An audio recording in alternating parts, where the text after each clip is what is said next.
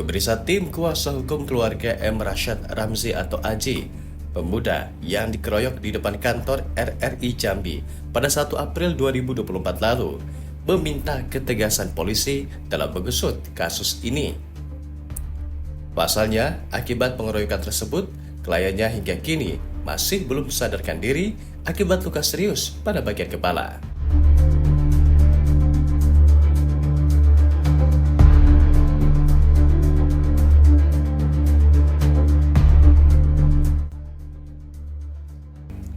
Dalam keterangannya, Zainal Abidin selaku kuasa hukum keluarga korban mengatakan, polisi seharusnya bertindak tegas. Siapapun yang terlibat dalam pengeroyokan tersebut harus dilibatkan. Pernyataan tersebut terlontar sesuai dengan bukti yang diperoleh dari rekaman CCTV, bahwa terdapat beberapa orang yang ikut terlibat, seperti adanya kumpulan pihak yang menutupi jalan mobil korban maupun yang membersihkan darah korban di lokasi kejadian. Kuasa hukum juga mempertanyakan apakah bukti handphone kedua tersangka sudah diamankan atau tidak, karena peristiwa ini bermula berdasarkan handphone korban dan handphone pelaku. Selain itu, terkait isu yang berkembang soal akar masalah kasus pengeroyokan itu terjadi karena cinta segitiga, dibantah oleh pihak kuasa hukum dan keluarga. Meski mengapresiasi langkah pihak kepolisian, namun kuasa hukum dan keluarga korban merasa belum puas atas penerapan pasal yang dijerat polisi terhadap dua pelaku, sebab kasus itu sudah masuk dalam percobaan pembunuhan berencana. Untuk itu, pihaknya berharap Polda Jambi mengambil alih kasus pengeroyokan yang terjadi.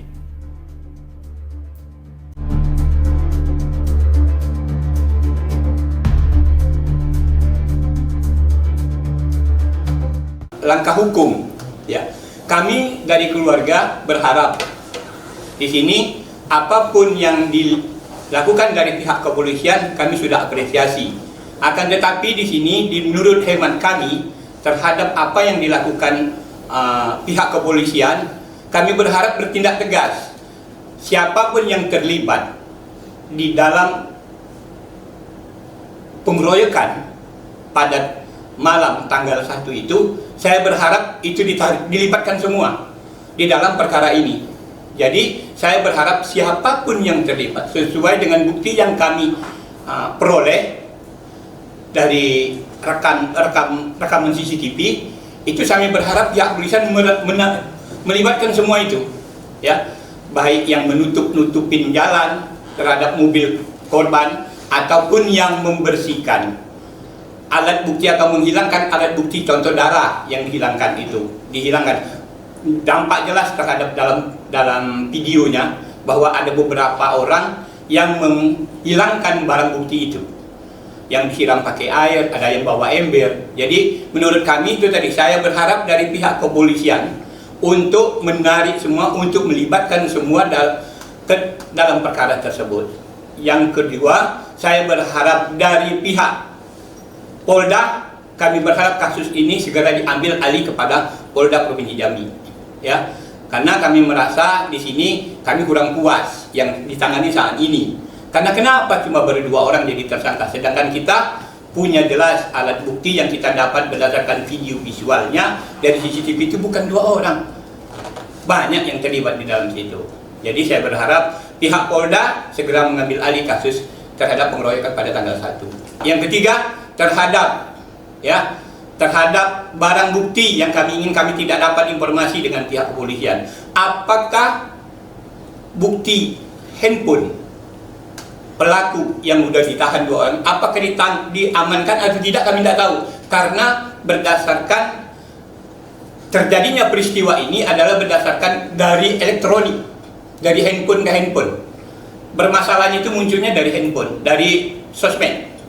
Jadi itu tadi, kami itu tadi, baik yang tertangkap ataupun yang menyerahkan diri, apakah itu barang bukti ikut diamankan atau tidak terhadap handphone itu. Karena menurut hemat kami adalah itu penting terhadap itu jadikan alat bukti. harapan kami ya kan, bahwasanya tegakkanlah hukum yang namanya fiat yastiruat kolum itu, tegakkan walaupun langit sampai runtuh, tegakkan keadilan seadil-adilnya. Terkait kasus pengeroyokan ini, polisi memastikan pelaku pengeroyokan terhadap M. Rashad Ramzi 25 tahun di depan kantor Radio Republik Indonesia di kawasan Telanepura, Kota Jambi pada 1 April 2024 lalu dilakukan oleh 2 orang pelaku.